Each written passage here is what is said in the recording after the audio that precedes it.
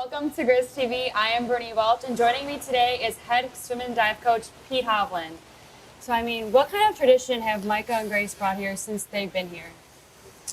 Well, like a lot of people before them, the fact that they've have done as well as they have the past 4 years, been able to persevere and put in the time, effort, and energy that it takes to get to this point and to do it as well as they have.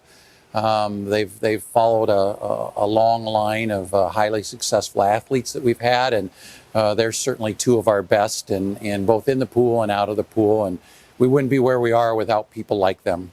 Right, we need more of those people. I agree. So, you have been winning for so long. It's going to be your 42nd consecutive championship we're hoping for. What are you doing that other teams aren't doing, obviously? Hoping for is the operative word, right? Certainly, but it's not something we talk to them about. Just doing the best they possibly can. And I think that's been proven over the years. It's tried and true, in that we just try to get them to focus on themselves and being the best they can be. And if they take care of that, then good things happen at the end. But I think, and I've had this question asked me a lot and stuff, but I think the fact that my longevity, obviously, when you've had somebody that's been here and you look at programs that are highly successful, and there's a commonality. Coaches have been there in a lot of cases for a while. They've been able to develop their own culture. They've been able to develop, the programs that they find that fits best. They've had the time to implement policies and procedures and ideas that they think make up championship programs. So the fact that I've been able to do that here, been able to grow with the program, find out what works, and then just continue to try to tweak that a little bit to try to keep it fresh and keep it new and still be progressive, and yet I've been able to kind of bring in the people that I feel that fit. That I know that'll be a good fit with me, a good fit with the athletic department and the university. And so I think you get that kind of continuity, I think is maybe the best I can describe it, as maybe the thing that maybe works the best and allows something like this to happen. But because you look at Eddie Reese, one of our Olympic coaches down at Texas, I think he's been at Texas longer than I've been at Oakland, and we're kind of like 1-2, and they're highly successful, and I think it's because of him. And so when you look at successful programs, I think you have that continuity, and we've been able to develop our own cultures and have been able to enhance them and improve them over the years. Right. So, you've been coaching for 42 years. I'm assuming the coaching has definitely changed a bit. So can you tell us about what are the changes as from when you first started?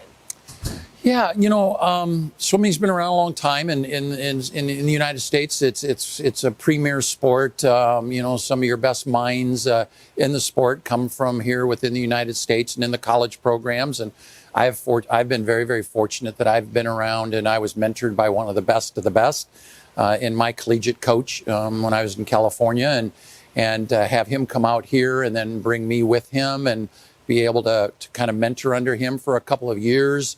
And then that relationship has continued to grow over the decades, and even to this time and I'm talking of Dr. McGlisco, Ernie McGlisco, won the first national championship here at Oakland University in 1980, and he's probably one of the best and brightest minds in the sport of swimming, not only here in the United States but the world. He's written a number of books that are the go-to books for aspiring college coaches in our sport, and to have somebody like that as a mentor and always in your corner, and a phone call away, and then he's somebody too that I bring in as a consultant or as a lecturer in the fall. Every September he comes in and he works with the team for a week. He develops relationships with our athletes and consults with them and helps them, and having somebody like that helps keep me kind of current, because he's still current even though he's retired and hasn't been coaching for a while. He's still probably as current as anybody in our sport could be. So I'm fortunate that I can go to somebody, I think, directly and get usually a pretty good feel or sense for what's going on there. But I hear that the kids are changing a lot these days, the new generation and stuff, but I don't know, maybe I'm being naive, or I don't want to think that I'm blind, but to be a competitive swimmer, to be a competitive athlete at the Division I level, I mean, there's certain traits that I don't think any is going to be different for any generation.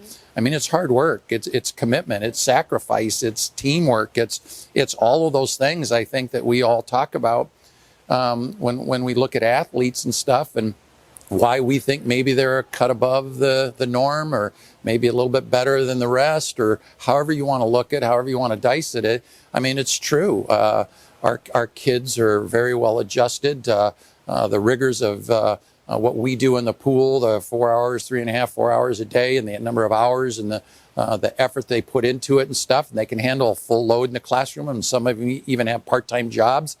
I mean, and the competition's at a very, very high level they don't even blink, it's just who they are, and it's what they do. I don't think they think that they're a cut above or anything special. It's just, it's inherent to what we do and who we are. And I don't think that's changed much. So I don't really see it a lot, as a coach and in dealing with the athletes. There may be some things and stuff. They convinced me that I had to buy an underwater speaker so they could listen to their music during practice a couple years ago, and things like that. But no, I mean, I'm me. I don't know how much I've changed over the years. Probably I have, but I enjoy coaching both genders. It's rewarding and different, but so we just keep pushing them towards being the best they can, and they keep responding. So I don't know how much different they really are. Well, now it's going to get a little bit more difficult. I'm going to give you a phrase, but you can only reply to me with one word. Oh, boy. You ready for this? It's kind of a challenge. Okay. Got it? Okay. So the first one we have is Grayshinsky.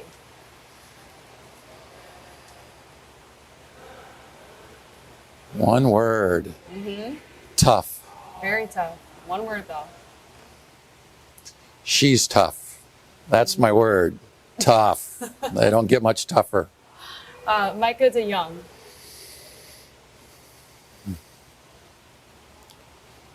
Dedicated. What is your legacy? One word. Yes. Legacy. Longevity. Oakland Swimming.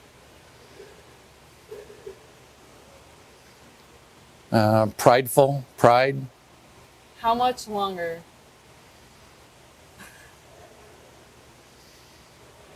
Question mark. Ernie McGlisco. The best. Well, thank you so much for joining me today. I really appreciate it. Please join us next week for the Horizon League Swim and Dive Championships, as they are on February 19th through the 22nd.